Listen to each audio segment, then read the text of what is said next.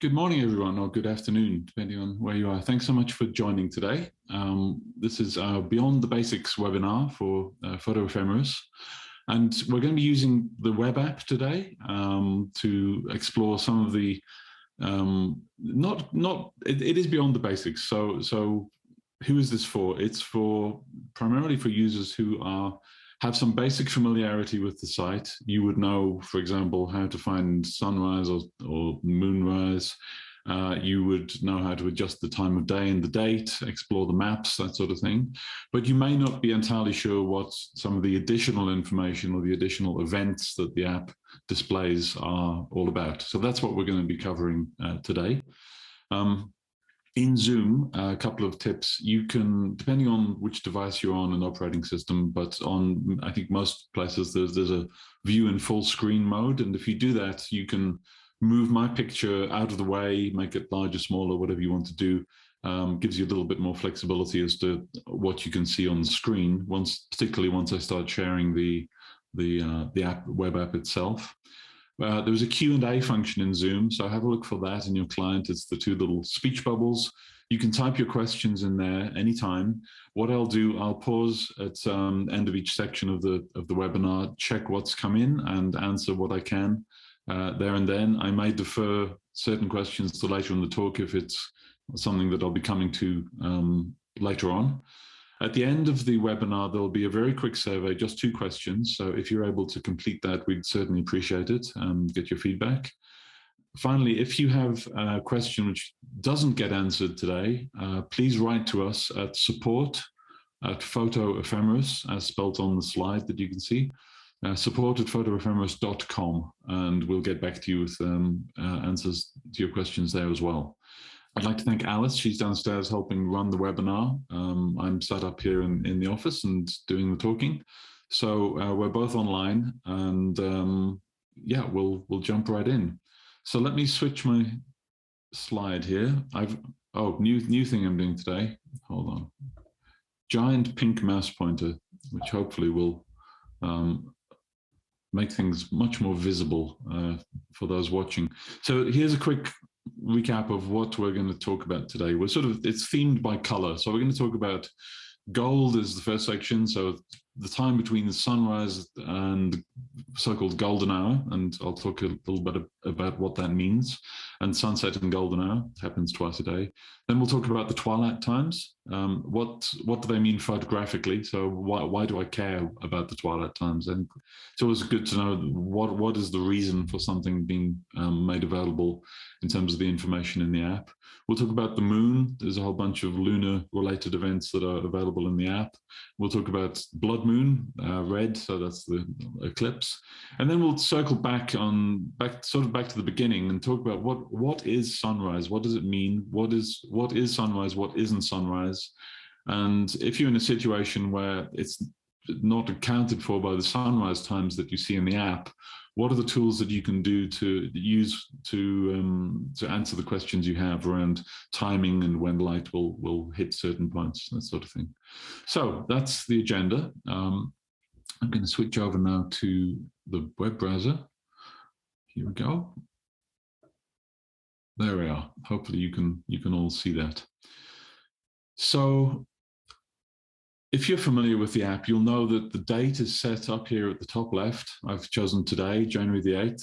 If I click this little button here, hold on, it keeps switching my thing. There we go. And I'm just going to clear my drawings. There we are. This is now set to the current time, so it's 10:34. I'm located here in Boulder, Colorado, state in the middle of the US, and we have flat area, flattish ground, mostly to the east of the state, and then the Rockies, the mountains and hills off to the west.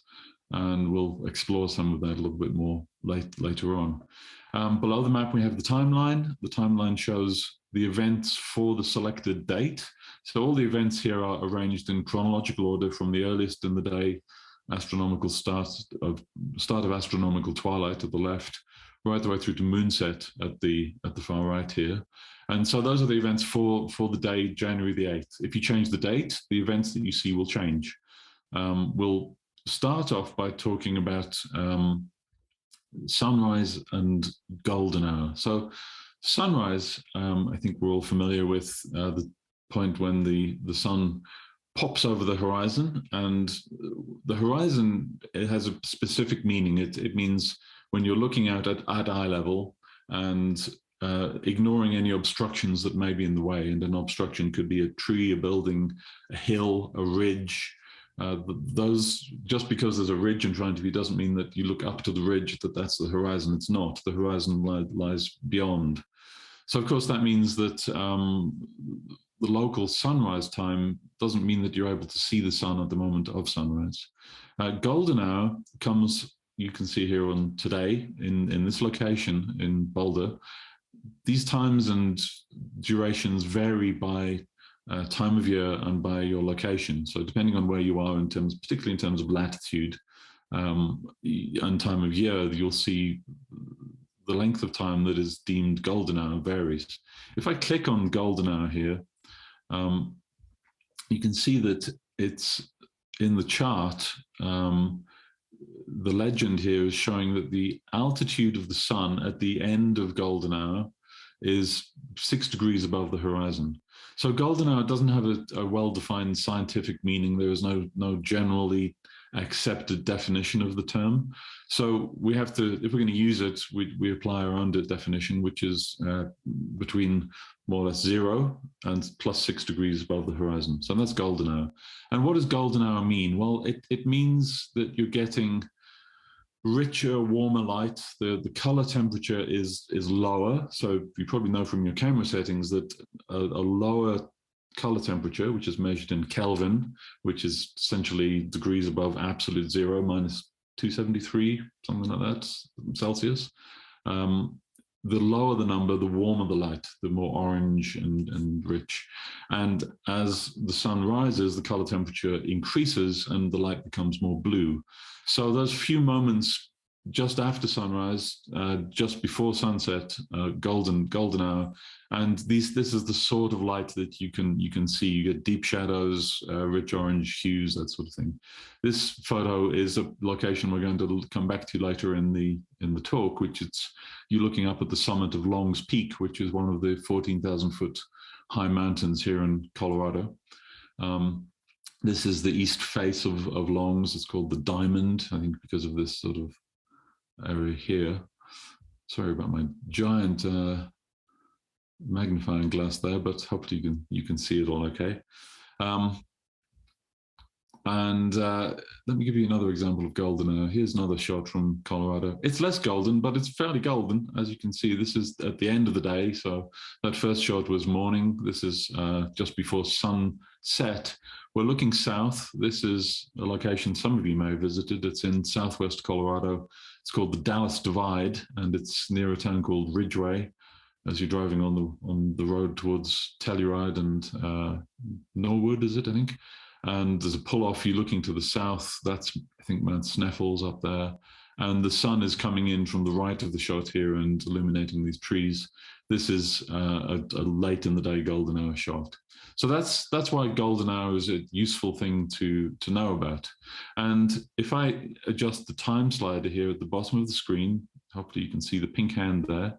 As I move around, you see the circle is displayed on the map. During golden hour, the circle is orange gold, and after the end of golden hour, it turns black. And the circle itself essentially is a shadow length, relative shadow length indicator. So as the shadows lengthen as I go back towards sunrise, I'll go from in the afternoon. So here we are, 4:10 in the afternoon, and I'm going forward in time into golden hour. The circle turns orange, and you see the little shadow projection line, which is off to the northwest. So when I drag, it appears in this area here. That's the direction of the shadow. So if you're standing at this red pin location, and looking towards the sun, your shadow's falling behind you, and that line there is indicating the relative length of the shadow through the day. It gets longer as we get closer to sunset. And once we're in golden hour, the shadow line projects outside of the golden hour circle, and it's basically calculated so that as soon as the sun drops below 6 degrees, everything turns orange, the line's outside the circle. So that's what these golden hour things are all about. So let's talk about twilight quickly, and then I'll check in on questions. So let me show you this diagram. This flashes out the picture of the series of events. If you imagine, I'm just going to switch to my little highlighting pen here. Here we go. So imagine time going through the day, clockwise like this. Sorry about my chunky line. So imagine the sun is rising. It rises at 0 degrees. We have some golden hour light until it passes through 6 degrees. We're into daylight. It's coming down, setting through golden hour, and it sets. We're then into the twilight times, and I show them indicated in different shades of blue in this diagram. And these definitions of civil twilight, nautical twilight, and astronomical twilight, those are well accepted scientific definitions of the term, and it's based on the elevation angle or altitude of the sun below the 0 degree horizon. And so that's, in a way, that's why we in TPE use this definition of golden hours being 0 to 6, because then you get this nice continuous section. You've got 4 chunks of 6 degrees each of the position of the sun, and we can represent that in the timeline of the app. So let's look at a few examples of, back to the mouse here. I just need to drag this out of the way and put that down here. There we go. And then I've got a few examples of the different twilights and what they look like photographically. So this is sort of late in civil twilight. So imagine the sun is, I suspect this is a morning shot. I can't quite remember, but it sort of same applies either way. The sun, no, it's probably an evening. I don't know. Anyway, I will check that out. But as you see that orange band on the horizon, that sort of intensifies as you get towards the end of civil twilight into nautical twilight. Bluish sky, plenty of light on the still in the sky. This is also civil twilight. This is a little location north of Boulder. But as you can see, most people show photographs and they want to show perfectly executed, developed photographs. This one is clearly flawed because the moon, yes, that is the moon, is completely blown out. And I include it just to highlight that even in civil twilight, the sky darkens considerably, and managing contrast between a full moon and the rest of the exposure can be hard. And so you can end up with the moon quite blown out, as in this example. Here's another one. This is a few years ago in London, and this is the Thames flood barrier. We're looking up the River Thames. You can see the O2, or the Millennium Dome as it was known back in the day, peeking out here, and this is Canary Wharf area. And this is during civil twilight, and there's another phenomenon here, which is what's called the Belt of Venus, where you see this sort of blue to purplish gradation, and a moon, again, a bit blown out, sat in the sky there. So that's civil twilight, and you can see that is the period here between sunset and the end of civil twilight. So when you click on sunset in the app, the sun is just below, the altitude of the sun is just below 0 degrees horizon. And that is because the definition of sunset is when the top of the sun peeps over the horizon. So the altitude is showing you the altitude of the center of the sun. And so the 0.24 degrees is accounting for the half angular diameter of the sun. That's why it's not quite 0. And also some effects of refraction, which is the bending of the light caused by the atmosphere, which functions a little bit like a lens to distort things. The atmosphere basically lets you see around the curvature of the Earth a little bit. So we have to adjust for that in these calculations. And then if I click civil twilight end, that is when the sun is at 6 degrees below the horizon, and the period between sunset and the end of civil twilight is the period of civil twilight. So that's why you're caring about that one. Let's look at well, let's look at the timeline here first. So we progress then through civil twilight to the end of nautical twilight. So that period of time between 5:23 p.m. and 5:56 p.m. is nautical twilight. The same period occurs in the morning as the sun is coming up, of course. So that is 6:19 to 6:52. And then we go into astronomical twilight, which is the period of time between nautical twilight and astronomical twilight. So at the end of nautical twilight, the sun is at -12 degrees. At the end of astronomical twilight, the sun is at -18 degrees. Let's look at a couple more photographic examples just to illustrate photographically why you might want to know about those periods of time. So this one, remember the one I showed you here. So we're at the same location. The sky's a bit brighter here, and this was on a full moon. And I remember going to try to take the shot and thinking, this is just never going to work. I need a different phase of the moon and less contrast to manage. So I came back sometime later and took the shot of a new moon setting. We're looking southwestish here.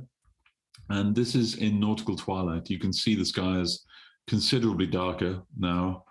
This is probably later on in nautical twilight because there's not even any of the orange glow left on the horizon. And things are darkening down considerably. And the traditional explanation for what the term nautical twilight means is that if you were on a ship at sea and trying to sight land, there's still enough light in the sky to see land silhouetted against the sky.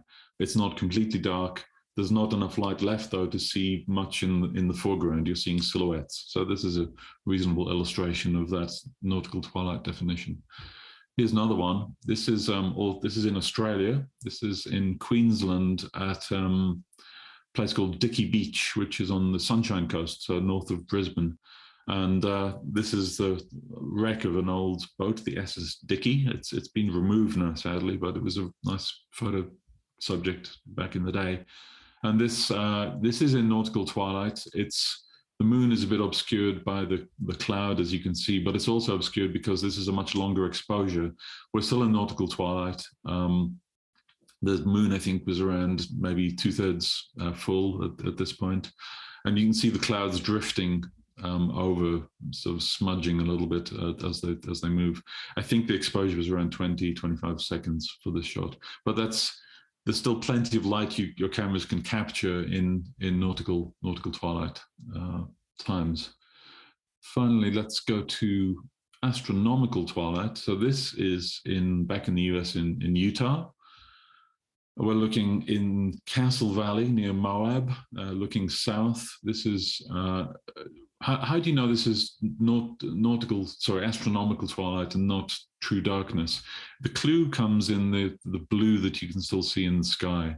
This is, again, a long exposure. I think this was around 30 seconds. So there's a little bit of sort of smudging at the corners of the stars. You can see that little comma effect from longer exposures and depending on the lens and the setup. But again, the moon was up this night, and I think it was sort of off to the right of the shot, if I remember rightly. Of course, I could look up the date and plumb it in and find out.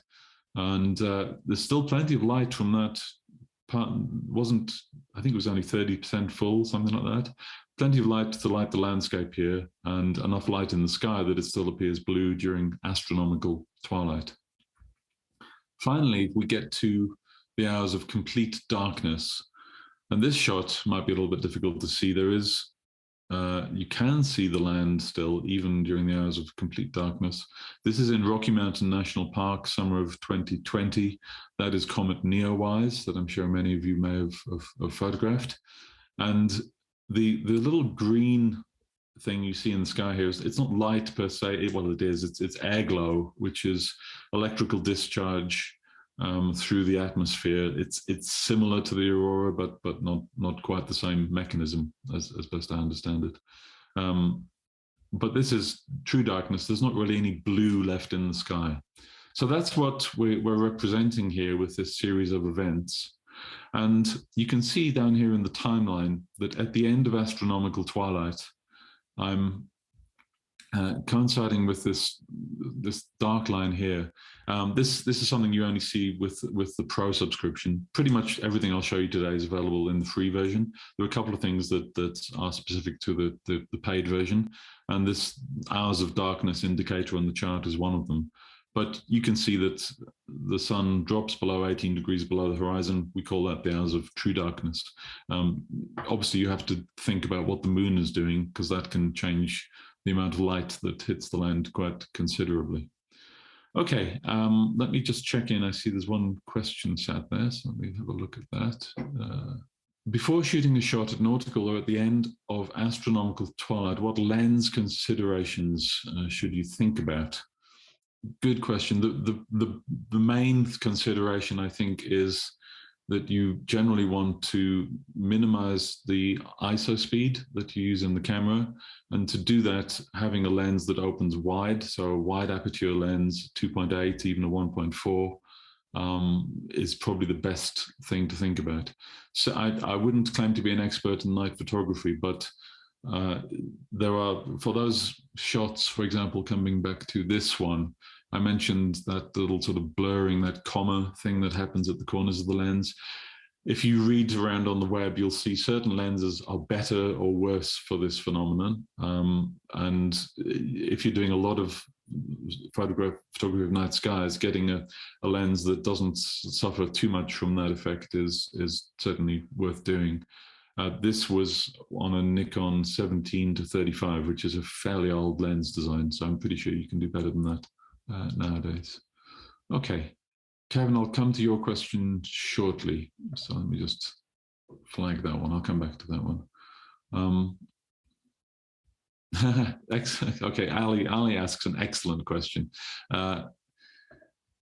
Sorry if you said this and I missed it, but are the times written under golden hour the time it ends, and therefore it doesn't really last an hour? Correct, it doesn't really last an hour. So calling it golden hour, I sort of couldn't make my peace with the term for a long time, but eventually I thought, look, if we define it as, it's defined not by duration, it's defined by the altitude of the sun. And the definition is our definition. Not everybody uses the same definition. If you look at different apps, you may find they say it's between 0 and 4. Some people even say it's between -2 and +2 degrees. And I go, that doesn't make any sense at all to me, because after the sun has set, there is no direct light on the land anymore. That is what might be better called magic hour, the time after the sun is, direct light is gone, but there's still lots of nice ambient glowing light in the sky. So yeah, it doesn't last an hour. You're right also, Ali, that for example here, so I go to sunrise and I go to golden hour, that time of 8:05 a.m. is when golden hour ends, even though it doesn't say end, and that's, I think, a space consideration just to fit the information in the panel. But you're right, that's when it ends. But here is when it starts. So in the afternoon, the sun is setting, and so as it sets into golden hour, so the period of golden hour precedes sunset. Therefore, it's starting, if that makes sense. Hopefully that answers that. And it leads into one other thing, was sometimes people say, well, why don't you talk about blue hour? And the reason we don't talk about blue hour is there is absolutely no common definition of what that means. Again, different apps use all sorts of different definitions. In this article here, I think I collected a few of the different ones. So the A, B, C, D, and E are all different apps, and these are all the different definitions they use of golden hour and blue hour, or at least did when this was written a few years ago. So blue hour, as you see, completely overlaps with the twilight times by anybody's definition. And because there's no common agreement, and because it essentially overlaps terms that are perfectly well defined, like the twilight times, we stick to using civil, nautical, and astronomical instead of blue hour. One more question before we go on. Let's have a look. Philip asks, can I reorient the map from north-south to east-west, for example? You generally can't in this map, no. If you're a pro subscriber and you have access to Google Maps, if you zoom right in on some of the Google Maps, it lets you flip it around 90 degrees at a time. But there is another solution in this application for reorienting the map, and I'll show you that quickly now. It's a good point to look at it. Up here, map, sphere, location, settings, tutorials, and updates. Those are links to the key pages. Tutorials, by the way, is worth checking out. All of the material I'm talking about today, you'll find covered in the series of tutorials, primarily in parts 2, 3, and 4. There's I think nine written tutorials. Some have a little video associated with them too, and you can delve into those after this talk if you would like to follow up on any of this material. Parts 2, 3, and 4 is mostly what we're covering today. But let me quickly show you, Philip, this reorienting the map in the sphere. The sphere is essentially, it's a 3D spherical thing. It's like, if you've been to an old science museum, you may have seen a thing called an armillary sphere, and it's sort of modeled on that. And what you can see, here we are. Now, if I do that orientation, I'm just dragging it around with the mouse pointer here, and then using 2 fingers on my trackpad to zoom in and out like that. That's sort of the overhead view that you get on the map. In the sphere, I can click here and drag, and it rotates the map. So that's one way of reorienting it. But you can also tilt it, and you can fly in and look at it from any angle you want. So getting a sense of the altitude of the sun or the moon above the flat horizon is quite easy with the sphere. So do have a little look at that. You can also see that here we are at golden hour. I left it where it was before. And the sun is at 6 degrees above the horizon. And the way this is implemented, if you have the flat view, there is another thing I'll show you shortly. The shadow of the pin touches the edge of the sphere when the sun is 6 degrees above. So that ties in with that golden hour circle that we saw on the map before. The degrees around the edge here are a bit like a compass. And the azimuth that you see here, azimuth is sort of an astronomical equivalent to bearing or direction. And 234 degrees, you can see here, that's what this little indicator is pointing at, 234 degrees on the compass indicator. And that's where the sun sits above that marker there. And if I just move the timeline, you see shadows move, the sun moves. You can really get a good sense of the path of the sun. One other thing I'll show you. No, I'll come back to the other thing later, actually. That'd be good. So, Philip, hopefully that gives you an approach to reorienting the map. Let me have a look at Kevin's question here. Oh, yeah, that's right. I'm going to come back to yours, Kevin. And Gallus asks around finding when the sun or the moon appears over a mountain peak. I will answer that one shortly. So, right, we're at just before 11 o'clock, so plenty to go through still. I'm going to go back to the map.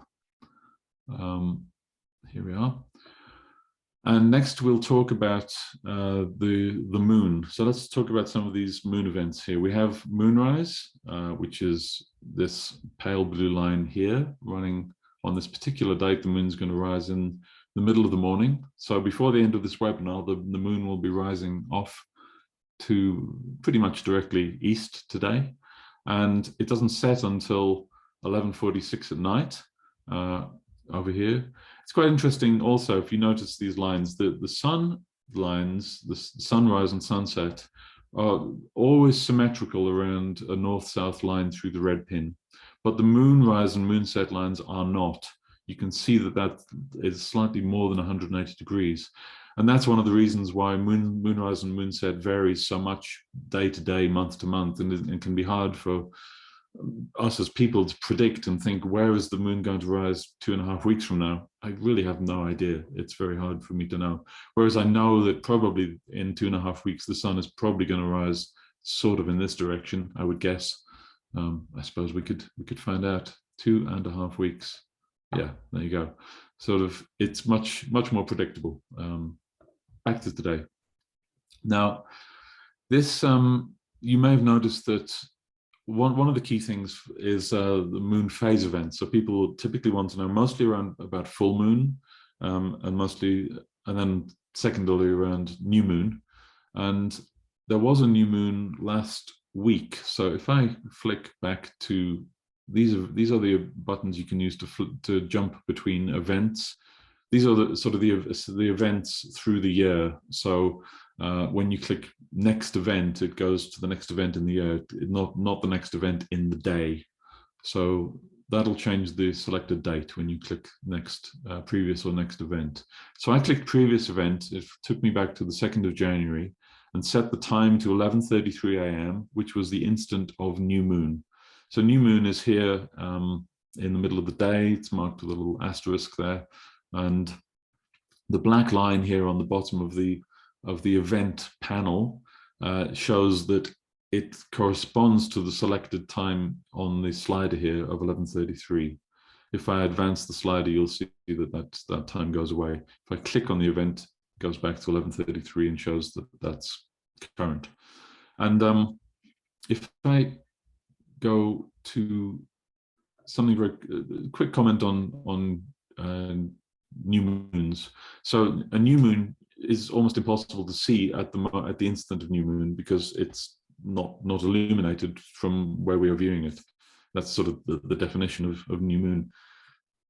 As the moon starts to wax and becomes more illuminated, it becomes visible. But quite when it becomes visible depends on your location, and it depends on the date and the circumstances of the new moon phase event. So one event that we include here is this thing called the crescent moon visibility. So it says here there's a crescent moon, and if you hover over 5:17 p.m., it says best viewing time. Hopefully you can just see that tooltip there. And this thing is using an algorithm developed by a scientific body in the UK. Is it Her Majesty's Naval Observatory, and they publish an almanac and all sorts of things. And an astronomer there came up with an algorithm for determining whether a new moon would be visible or not, and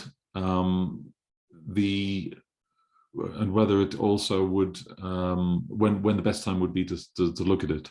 So this is basically comparing the time of sunset to the time of moonset, applying the algorithm to say, look, based on those two times and the circumstances of the moon, how full it is, it's not full, but how the percentage illuminated, whether it would be visible. And you'll get a little grade, a classification letter down below. It goes A through F. A means you can see it for sure. F means you stand almost no chance of seeing it at all. And you'll see, if I flick forward to, let's go forward to the next new moon. There's a new moon. I'm going to go to the next day. Here's a good example. So here I am, February the 1st, the day after new moon. The crescent moon visibility is showing as D, which means it's going to be tough. The binoculars I was meant to suggest that if you had a telescope or some more powerful lens, you may be able to find it. And the best time to find it is 5:37 p.m. And you would be looking in this direction here to the southwest on that date. So that's crescent moon visibility. Back to today. First quarter moon, that's when the moon is half illuminated. This percentage here, you see in the legend, that is the illuminated fraction of the moon. So 50% means it's half lit, half in darkness. And if you are taking telephoto shots of the moon, the days in and around the quarter moons are quite good for catching the little relief on the surface of the moon. You can tend to pick out craters and features on the moon even with like a 300mm lens will do a pretty good job of that. If you photograph it in those around these phase events. Skip on, and oh yeah, so here is something called Apogee, and Apogee, first of all, I'm going to explain the opposite of Apogee. Let me find, okay, here we go. I skipped forward a few events. Perigee, and 1209, Perigee. Perigee means it's the time in the lunar cycle when the moon is at its closest approach to Earth. So typically when the perigee moment coincides or roughly coincides with a full moon, that's what you'll see referred to as supermoon.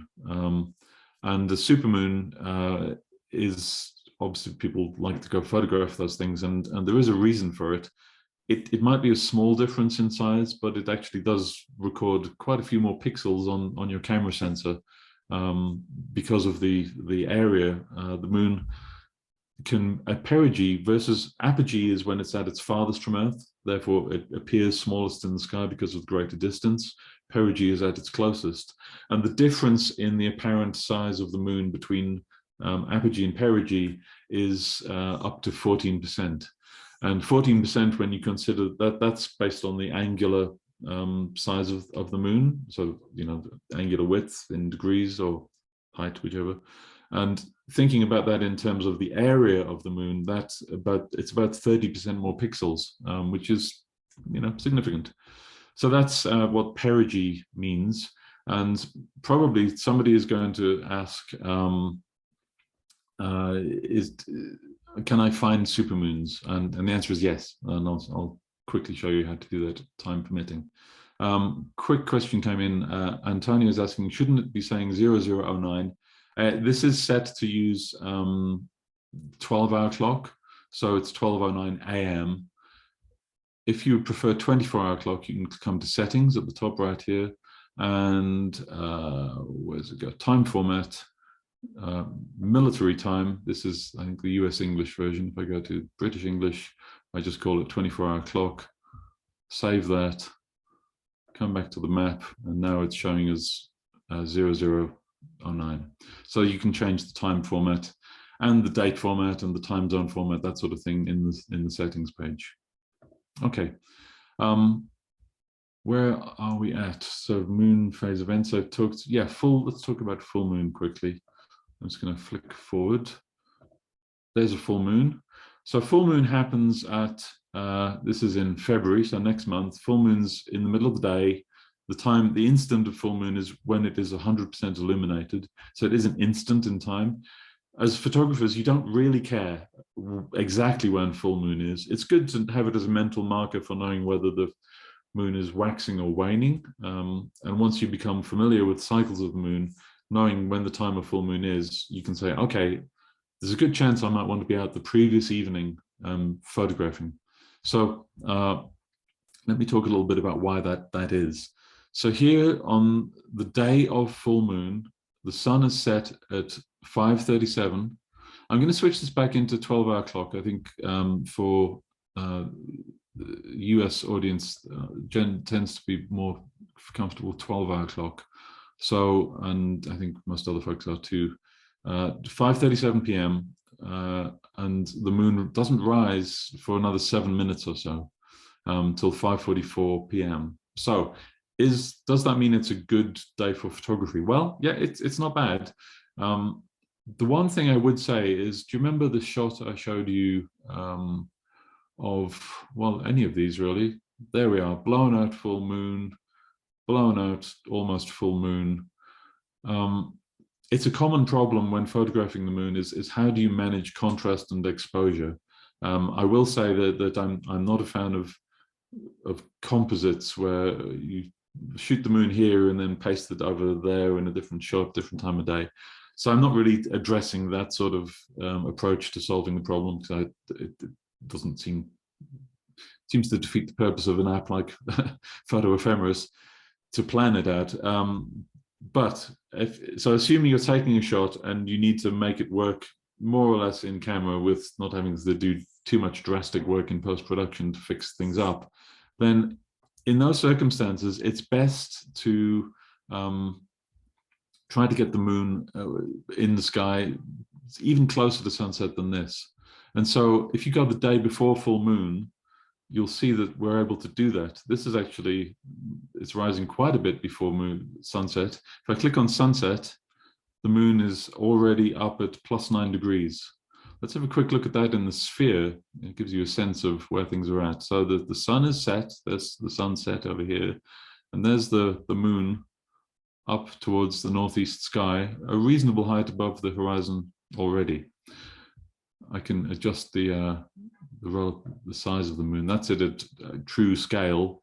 That's an 8x size moon, 4x, 2x. This is just to help you sort of see the thing depending on how you're using the sphere. So use the full moon event, but be sure to look at the time of when moonrise is relative to sunset and judge whether you should be looking at the day before or the day of. It does vary a little bit. Usually it's the day before, but sometimes the day of full moon is the best one to be trying to photograph a rising full moon at sunset. Okay. Now, time is marching on. So I'm going to skip forward here to May. In May of this year, there is a total lunar eclipse. If you find those events here, you'll see them in the timeline. There's a whole bunch of events related to a lunar eclipse. To get the full details, you need to be a subscriber for the Pro version, but a hint of the events I think is shown for all users, but the details may not be available unless you're a subscriber. But these are the different phases, penumbral, and it works the same way as I described for the phases of going into twilight, into astronomical, out of astronomical into nautical. It's the same with the eclipse. We go, penumbral starts, we go into partial eclipse, we go into total eclipse. There's the instant of greatest eclipse, which is when the moon is deepest in the shadow of the Earth. It's always close to the time of full moon. So that's one exception when you do care about the time of full moon is an eclipse. Total eclipse ends here. You see the little arrows indicating sort of the times U2 to U3. These U2 and U3 and U4 names are the astronomical terms for the different phases of the eclipse. That is the start of the umbral eclipse, I think, from as best I recall, and then partial. So you'll find lunar eclipse events in there too. I'm going to answer one question here. Kim asks, oh yeah, that's right. I did have there we are. That's a total lunar eclipse if you haven't seen one before. This was a shot that Alice took down in Denver. So this is the blood moon eclipse. This is probably approaching the end of totality because you can see things brightening up a little bit. It's still not into partial, that's still total eclipse, but it's towards the end of total eclipse. This is the state capitol building down in Denver. That's a full total lunar eclipse. So Kim asks, is the event dealing just with the moon, or is it dealing with anything to do with the sun? There are some solar events in there, so I'll come back to around March and just skip forward, and there we are. We have the equinox. So the equinox and the solstices are indicated. So that's March 20th, 21st for the vernal or spring eclipse in the northern hemisphere. It's flipped obviously in the southern hemisphere as they're going into winter.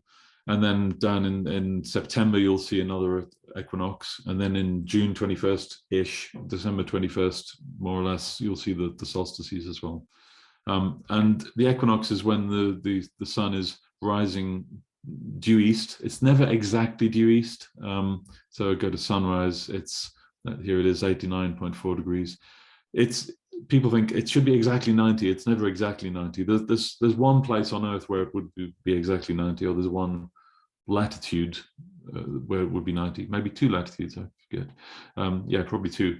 But for most of us, it's approximately 90. So that's what that is there. Bear in mind also that around the times of the equinoxes is from day to day when the direction of sunrise is going to be changing at the greatest speed, because that's at the greatest rate of change. The days are lengthening at their fastest rate at this time of year, and shortening at their fastest rate around the time of the autumnal equinox. Good, right, now we're going to come into, there's a bunch of questions that have come in that are all excellent questions, and I'm going to talk about them all now in the last 15 minutes that we have. Kevin's asking, the moon phase is shown as 42% different to the figure shown in Boulder. Kevin, I'm not entirely sure, and I probably can't get back to the date I was on when you asked the question. I apologize for that now. But what you should find is that it doesn't matter where you are on the map. If the time is the same and the date is the same, the percentage illumination of the moon will be the same. So it shouldn't vary based on location, only based on the selected date and time. So that's probably what it was, difference in the time that you had selected versus what I have selected here in the app. Christiana asks, what are the best ways to use the gray pin on the map? And Gallus asks, oops, I clicked the wrong thing, so I've lost the question. Where to go? Here we are. How can I find out where the sun or the moon appears over a mountain peak? So let's do that. Let's answer that exact question. I'm going to zoom in. There is a thing here called Mount Sanitas. This is quite a good little setup for this. You see how completely by chance, I've got a time here and the pin location where the moon at this time of day is in the direction of the summit here called Mount Sanitas. How would you know whether you could actually see the moon or not? So you can read here on the chart that the moon is at plus 14 degrees above the horizon. There's a tool here called the Geodetics Tool, and it's well worth reading the tutorial on this if you haven't done so, and we may not get through all the details of it today. I enable it by clicking this button to the right here. When I click that, there you go. It already put it on Mount Sanitas. That must be where I'd last put it. But normally it'll drop the pin here due sort of this area of the map. You'll find it sort of due east to the center of the map. So you can pick this pin up. I click on it, I drag it, I drop it. I'm going to put it on the summit there. I'll put it just there, on coincident with where the moon is. And when you drop the pin, you get a few bits of information. First of all, you get a distance. 3.43 miles is the distance from the red pin to the gray pin at a bearing of 244 degrees. That's a numerical number. You can sort of see it on the map, so that's fine. There's an elevation difference of 1,400 feet. If you prefer meters, just go to settings and change the units there. And the elevation angle is 4.4 degrees. So you can compare the elevation angle, 4.4 degrees, with the altitude of the moon, 14 degrees. And elevation angle is sort of a terrestrial measurement, and the altitude is the astronomical equivalent of the elevation angle. And because the moon's up at 14 degrees and the elevation's only at 4 degrees, yes, you can see the moon. The moon is quite a bit higher than the top of the mountain at this point in time. What happens if I were to move closer?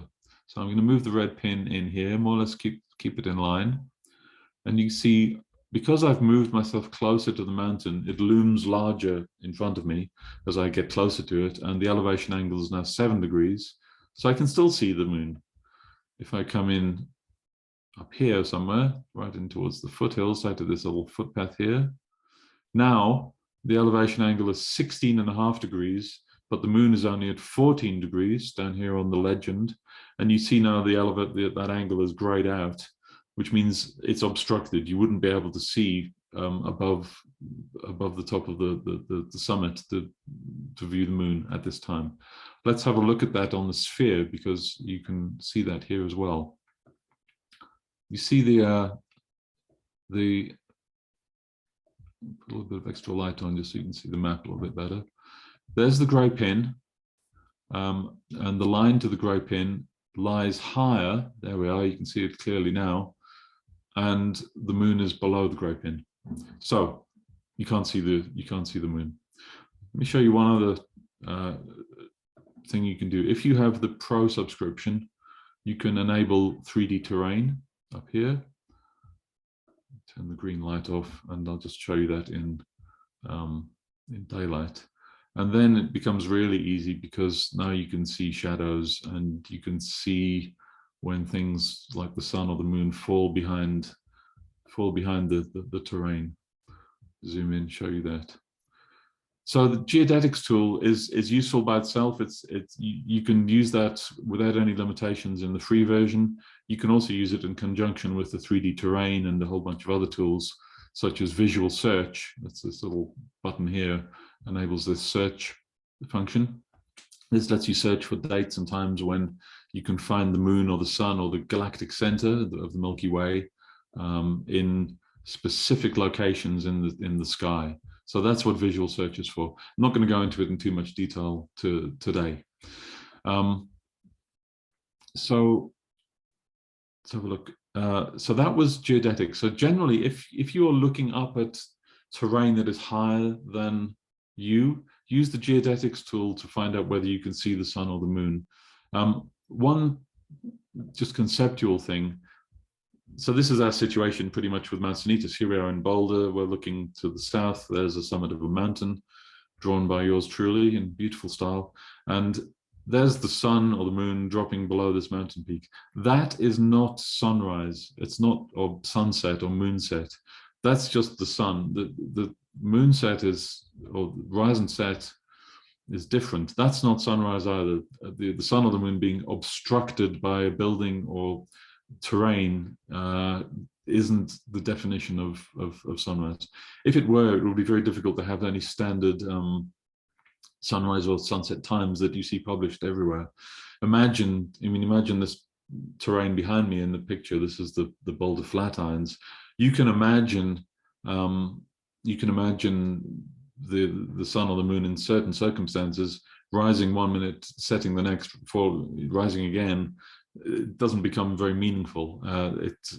Once the sun is above the horizon, you know it's above the horizon because of the color temperature of the light that you're seeing, the illumination level of the sky. And so you would use tools like geodetics to find out if you can see the sun or the moon above hills and that sort of thing. Jill asks, is there a tutorial on visual search? Yes, there is. Let me click on that. I'll show you where they are. Click tutorials and come down here to visual search, and it's all in there. So there's a ton of content here for learning more details about these tools. And there's some videos as well that are linked to there as well. So let's have a look. 11:22. So let me show you one other thing. What about this? So have a look at this photo. Some interesting things to observe. One is clearly, has the sun set? For me, the photographer on this day, the answer is a clear yes, the sun is set. How do I know? Well, I'm looking up towards clouds. The clouds have no direct light on them, really. They have a little bit of afterglow of the sort of setting sun. But this aircraft that happened to be passing above is in direct light. So for the passengers on the aircraft, the sun hasn't set. So that's a situation where if you imagine yourself on the aircraft, you are elevated above the horizon. So as the observer, you're elevated above the horizon. Let's go look at Long's Peak. I'm going to switch that off. I'm going to search. I'm going to type Long's Peak. A very quick example of this. Here we are, top of this summit. Remember, Long's Peak is, where did we go? That's Long's Peak. The top area, the highest point in this photo is the summit of Long's Peak. So are these sunrise times accurate if I'm standing on the summit of Long's Peak looking out? And the answer is they're not. They are the standard sunrise times, and all of this, so they're assuming you're looking out at a 0-degree horizon. But of course we're not, because over here, this is much lower. It's about 9,000 feet lower. And the sun, I'm just turning the galactic center off there. We're not going to talk about that today. You're elevated above the horizon, so the sun will rise earlier. The app can show you that, but what you have to do is set the elevation above the horizon, height above the horizon. Should I adjust the rise and set times for the observer height above the horizon? Yes. I'm going to say that I'm not going to use that. I'm just going to, because I sort of know. You can use the geodetics pin for this, but I think I need to come out of that. I'll use the pin. So here we are. I'm going to say, take the pin, drop it approximately there, and then it's a bit of trial and error. But what I've done now, I've measured the elevation difference from the top of Long's Peak out into the plains. The elevation difference is shown here above the map, 9,000 feet higher on the top of Longs. I should be able to see for 129 miles on a clear day. And because of that, sunrise is earlier. So have a look at this. It's now telling you that sunrise on Long's Peak is 6:56 a.m. If I disable this again, turn it all off, 7:06, 10-minute difference, and the sun doesn't rise. The sun isn't rising in the same direction. So going back to this diagram, yeah, here we are. So if you are in Boulder looking up at a summit, use geodetics. If you are on the summit looking out at the plain, use the adjustment for elevation at the horizon to get adjusted rise and set times. So that was pretty quick. I think hopefully you got the idea of that. If that was a little bit too speedy, it's all in this tutorial here, part 4, horizon, and geodetics is there in part 3, okay? So 2, 3, and 4, that's mostly what we've been talking about today. So a few questions, let me run through them. Michael asks, will the moon elevation work over man-made structures like buildings? It does work, it's just that the question would be, how would you know whether you had the right angle or not? Look out for an update. It should be sometime in the coming week where I'm adding some stuff in to address that exact question. And I'll probably do another webinar just exploring that one explicitly, Michael, in the coming weeks. So the data is perfectly valid. The only question I think for working over structures is how to know about the height. If you're using the iOS version of TPE, you can put in building heights in the shadows page. So you can put in both a height and offset for the red pin and the gray pin, and then you'll see an elevation profile and then an indication of the structure in that app. So it's definitely available in there in the iOS app. Hasn't quite made it into the web app yet. That's done. Jill, I answered your question on tutorial for visual search. Kim asks, let's have a look. Differences between the desktop app and the iOS app. Most of what you have available in everything I've shown you today in the web app is available in the iOS app. The only difference really is 3D sphere. There isn't an equivalent to the 3D sphere built into TPE. There is TPE 3D, which is all 3D maps and terrain. It's really good for mountainous areas. It's not much use if you live out on the plains. I'll be honest, don't bother looking at the 3D version for that. But if you're looking to travel to, or you live in a mountainous or hilly area, TPE 3D would give you all of this 3D terrain that we looked at here in the sphere. Other than that, the one thing you can do, you can generate a link.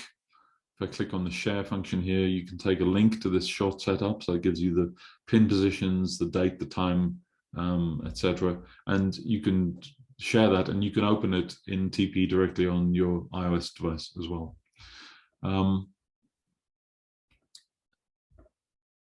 Roseanne asks, could we do a webinar on the mobile app? Yes, I could, and I should. There are several videos up there. If you, okay, hold on. Can you still see my screen? Hopefully you can. Yeah, here we are. Ephemeris.com. If you come to our website and go to video tutorials, that was on the support page, watch tutorials, and there's a lot of stuff up there for learning about the different versions. Most of those are pre-recorded videos, so they tend to be a little bit more structured. That's that. Vitor asks, so I think referring to my comment about elevated above the horizon, does that mean all event times are calibrated as if you're at sea level? The event times, things like the moon phase, the Perigee, Apogee, do not depend on your location or elevation. So it doesn't, your question doesn't apply to those.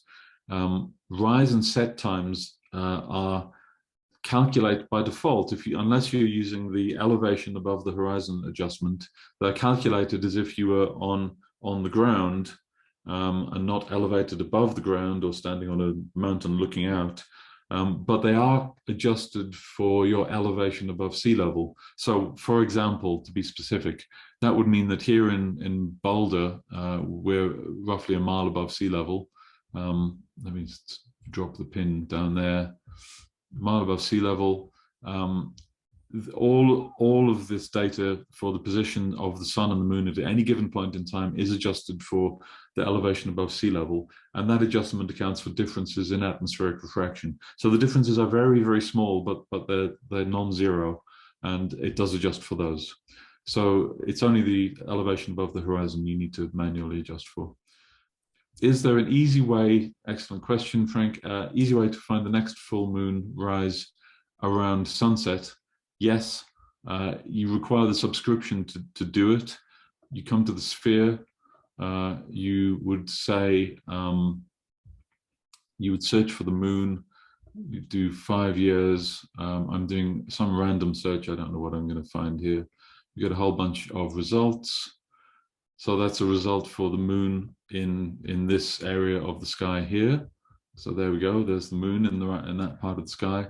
And then let's say it's a full moon, I've got a filter on here, and I want it around sunset and sunrise. I apply that, I get 6 results. There you go, September 2024, you have a full moon in that part of the sky around sunrise or sunset. So there's a whole tutorial on that. I did done a couple of webinars on that as well for Pro subscribers. So if you are a subscriber, look out for those webinar invitations, and we talk a lot about some of these functions which are in the paid version. Thanks so much for joining. I realize we're a couple of minutes over time, but I appreciate you being here today, and look out for the next invitations. Please fill out the survey if you can, and give us your feedback, and I will hope to see you next time around. Thank you.